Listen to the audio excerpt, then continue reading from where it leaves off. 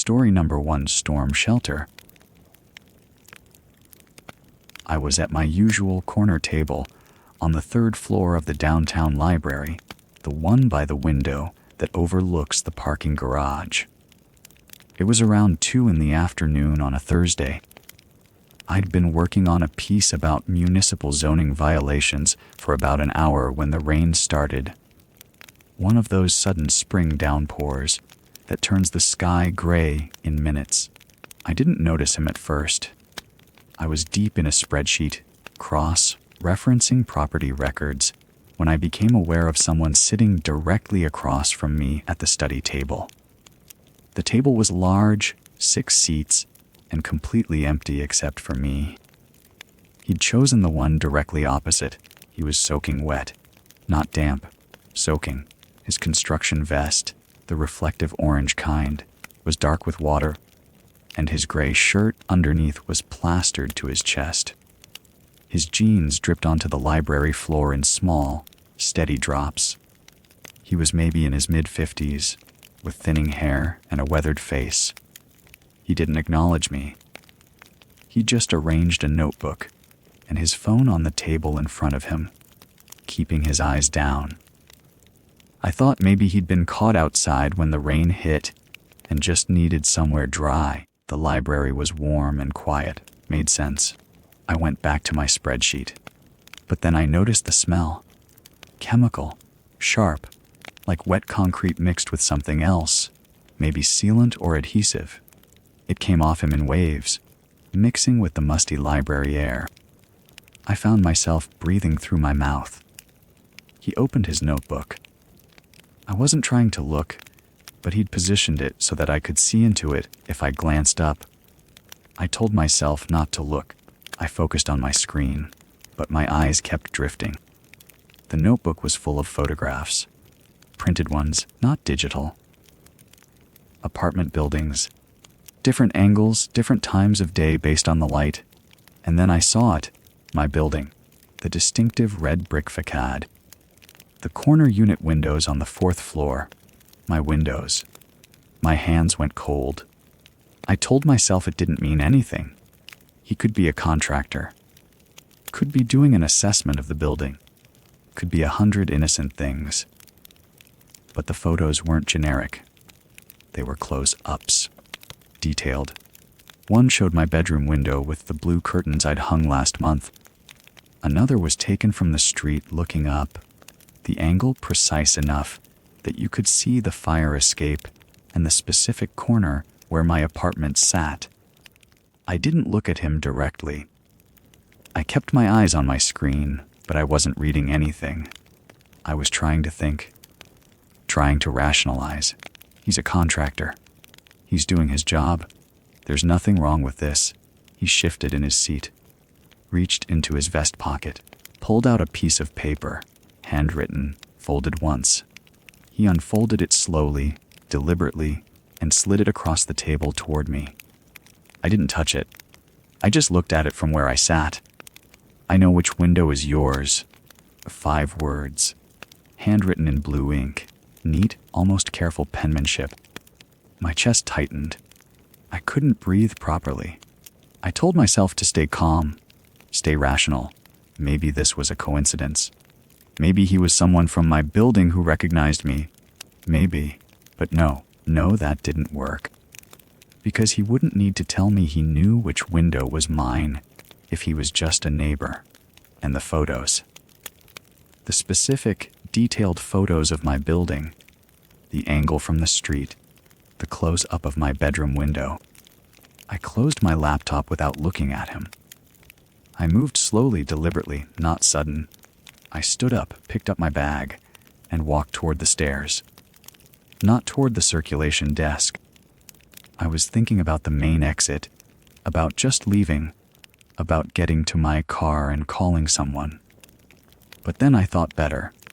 I changed direction and headed for the circulation desk instead. There were people there. The librarian, a young woman with dark hair, was checking in returns. I leaned against the desk and kept my voice low and even.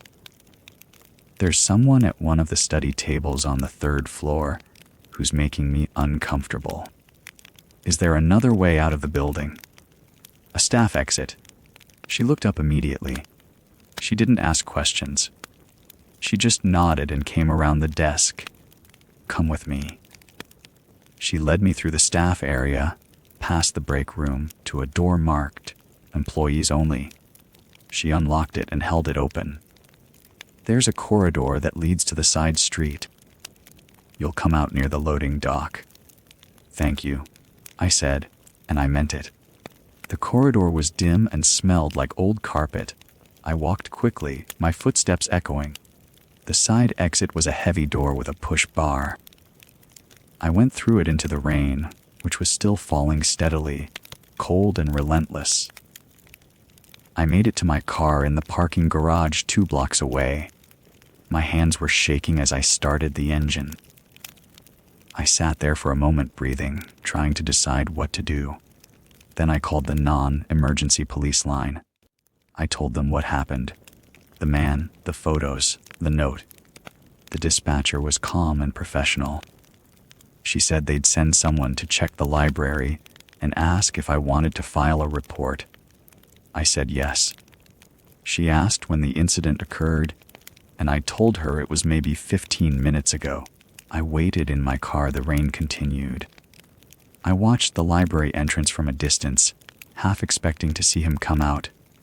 He didn't. 30 minutes later, the officer called back.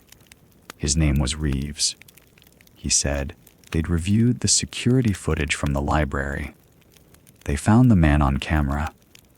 But here's what made my stomach drop. He'd entered the library 2 hours before the rain started. 2 hours.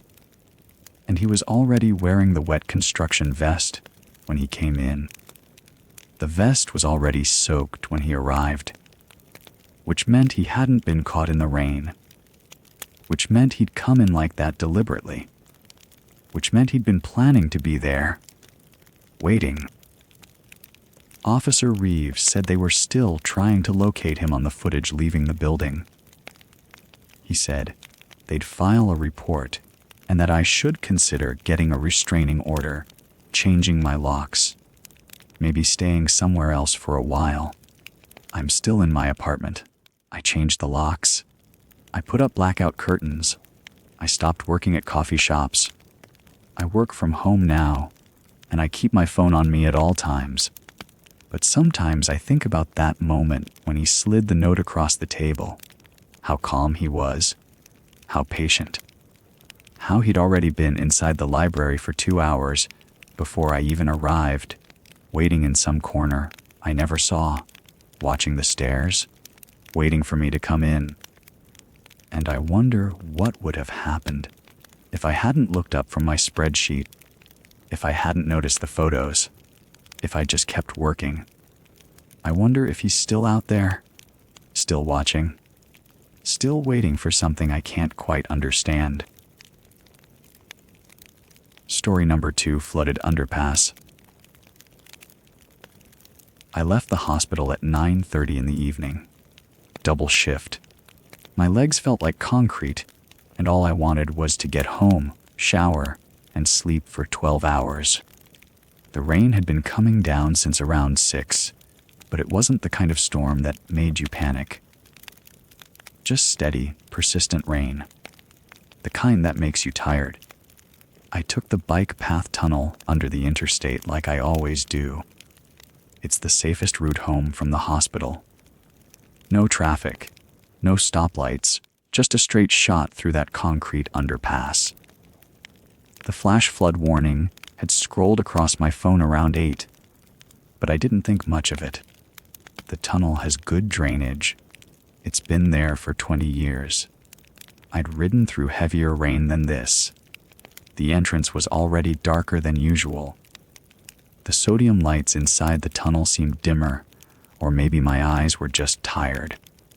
I could hear the water before I saw it, a low, constant rushing sound that echoed off the concrete walls. When I got about halfway through, I looked down and saw water covering the path, ankle deep.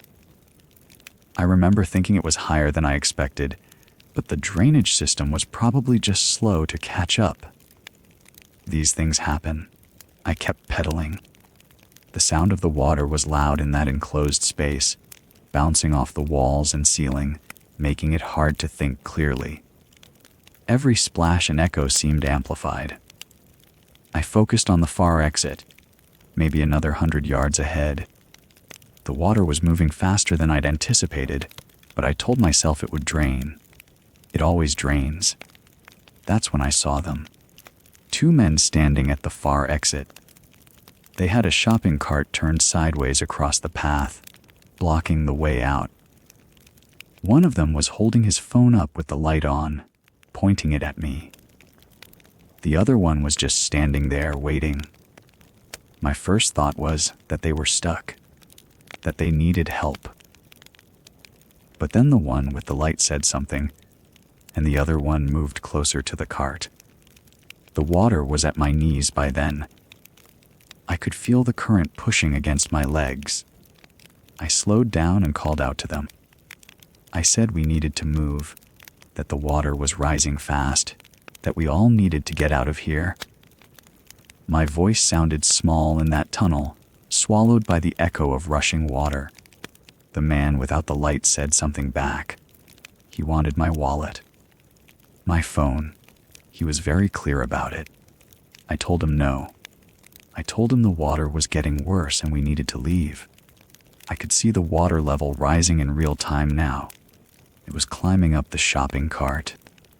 The man with the phone light was still holding it on me, and I could see his face now. Young, maybe mid-20s, completely calm. Like we were having a normal conversation and not standing in a tunnel filling with water. The other one repeated himself. Wallet and phone, now. I said no again. I was trying to stay calm, but my heart was doing something wrong in my chest. The water was at my waist now. The current was strong enough that I had to grip the handlebars hard to keep the bike steady. I could feel it pulling at my legs, trying to sweep me downstream. I told them we all needed to move. I used the word please. I remember that. I said, please, we have to go. The water is rising too fast. The man with the light didn't move. Neither did the other one. They just stood there, chest deep in water that was still climbing, holding their position at the exit like they were waiting for something. The man without the light said it again. Wallet. Phone. Like a recording. The water reached my waist. Then higher. The current was strong enough now that I could feel it trying to pull the bike out from under me. I could see the water level on the walls, and it was rising faster than it should have been. Much faster. The sound was deafening, a roar that filled the entire tunnel, drowning out everything else. I looked at the 2 men. They were still there. The one with the light was now chest deep, water climbing toward his neck, and he still hadn't moved. He was still holding the light on me. I couldn't see his face anymore, just the glow of the phone. Something broke in my thinking. Not panic exactly, but a kind of clarity that felt like panic. I realized they weren't going to move. I realized the water wasn't going to stop. I realized I was going to drown if I stayed on this bike. I remembered the emergency maintenance ladder. It was on the north wall, maybe 30 feet back. I'd seen it before on other rides. Just a metal ladder bolted to the concrete, leading up to a service hatch. I abandoned the bike. I just let go of it and pushed it away from me, and I started swimming back the way I'd come. The water was almost at my neck. The current was trying to pull me forward, toward them, toward the exit I couldn't reach. I swam against it, my clothes heavy and cold, my arms burning. I could hear them shouting something behind me, but I couldn't make out the words. The water was too loud. I found the ladder by feel more than sight. My hands found the cold metal, and I pulled myself up. The rungs were slick. I climbed. My legs felt like they weren't part of my body anymore. I reached the service hatch and pushed up against it. It was stuck at first, then it gave way with a sound like a scream. I pulled myself through onto the street above. The rain was still coming down, but it felt clean and cold on my face. I collapsed on the wet pavement, gasping. An emergency vehicle passed me, heading toward the flooded underpass, then another one. I lay there in the rain and tried to breathe normally. They found my bike 3 days later. It had washed downstream into the drainage basin. The police called me about it. Both tires were slashed, not torn by rocks or debris, slashed, clean cuts. And both brake cables had been cut through, not damaged by the water. Cut. Before the flood. That was the part that made me understand what had been happening in that tunnel. They were going to rob me. And if I didn't cooperate, they were going to make sure I couldn't ride away. I don't ride through that tunnel anymore. I take the long way home now. Even though it adds 40 minutes to my commute, I don't know if those men are still out there. I don't know if they're waiting for someone else. The police said they'd increase patrols, but I don't think they really understood what I was telling them. Sometimes I think about what would have happened if the water had risen just a little slower, if I'd had time to reach them, if I'd been forced to stop. I try not to think about it too much. Story number 3, Driveway Puddle. I was watching the news when I noticed the van on my doorbell camera. A white delivery truck, generic lettering on the side, parked at an angle that blocked most of my driveway. It was 7:15 in the evening, and the storm had been building all afternoon. Rain was coming down hard enough that the camera feed kept pixelating. I figured the driver was inside reorganizing packages or checking his route. That happens. I've seen it before. I told myself not to be paranoid about it. I'm 52. I live alone with my 2 cats, and I've learned that most of the time, ordinary things are just ordinary. The van would leave. Someone was doing their job. I went back to the television. Some cooking show I wasn't really paying attention to. By 7:35, the van was still there. I checked the camera again. The driveway was empty except for the truck. Rain hammered the lens. I could see the driver's side door was closed now. Maybe he'd stepped out to check an address. Maybe he was on his phone. I don't know why I was tracking this so carefully. Boredom, probably. Living alone means you notice things, small things. Things that don't matter. I was about to turn away when I saw movement at the edge of the frame. A man in a dark uniform walked into view from the direction of the street, not a standard delivery uniform. It was plain, unmarked, the kind of thing you see on handymen or contractors. He wasn't carrying anything. He walked past the van slowly, looking at my house. Then he turned and walked toward the side yard, toward the back of my property. I sat forward. The camera only showed the front, so I lost him immediately. I told myself he was probably checking something for the delivery company. A gate, maybe. A side entrance. These things happen. But my stomach had gone tight in a way I recognized. The way it goes when something is wrong, and you don't have words for it yet. I got up and walked to the kitchen window.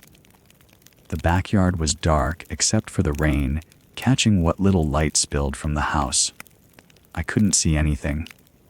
The storm was loud, drumming on the roof, running down the gutters. Then I heard it, a tapping sound, faint, rhythmic. Not the rain, something else. Tap, tap, tap. Like someone tapping on the siding with a knuckle or a small tool. Testing something. It moved. I could track it by ear. From the kitchen window area, moving along the side of the house toward the back. Tap, tap, deliberate. checking something. Each tap was spaced the same distance apart, as if he was working through a pattern. Testing each window. I'm not easily frightened. I've lived alone for 4 years, since my husband died.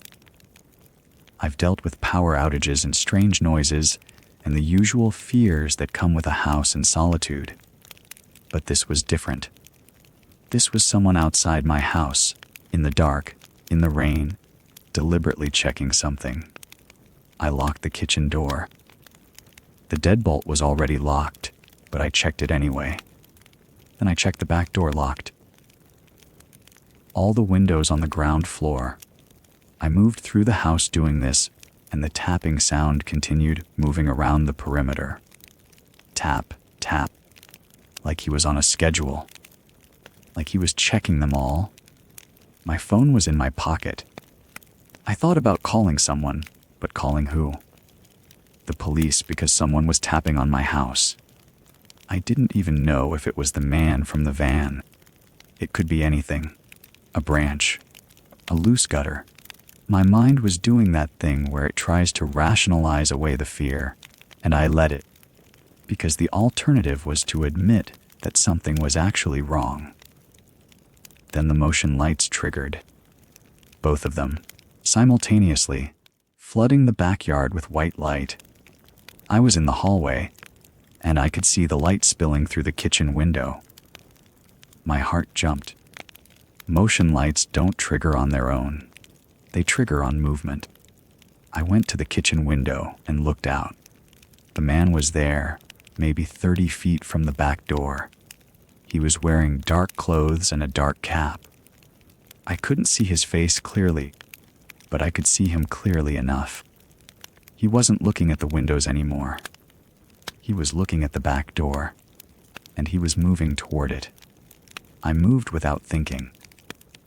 I grabbed my phone and the can of pepper spray I keep under the kitchen sink, and I went to the bathroom. I locked the door behind me and sat down on the tile floor with my back against the door, my phone in one hand and the pepper spray in the other. The back door handle rattled. Once. Then again, harder, I dialed 911. My hands were shaking. The operator answered on the second ring, and I whispered my address. I told her there was someone trying to get into my house. She asked me questions, and I answered them in a voice I barely recognized. She told me police were en route. She told me to stay on the line. I stayed on the line. The rain continued hammering the roof, and I sat in the bathroom with the pepper spray in my hand, listening to the operator's calm voice, listening to the house around me. The handle didn't rattle again. I heard nothing else, just the rain, just my breathing. The police arrived in 8 minutes. I heard the sirens from the street, and then I heard voices, and then I heard someone pounding on my front door. I got up and let them in, 2 officers in rain-soaked uniforms, and I showed them the back door and the windows in the side yard where the tapping had been. The van was gone from my driveway. They found it 2 blocks away, parked on a side street, engine still running, driver's door open. No one inside, no packages, nothing. One of the officers came back inside while the other searched the perimeter. He was older, maybe my age, and he had a look on his face that I recognized.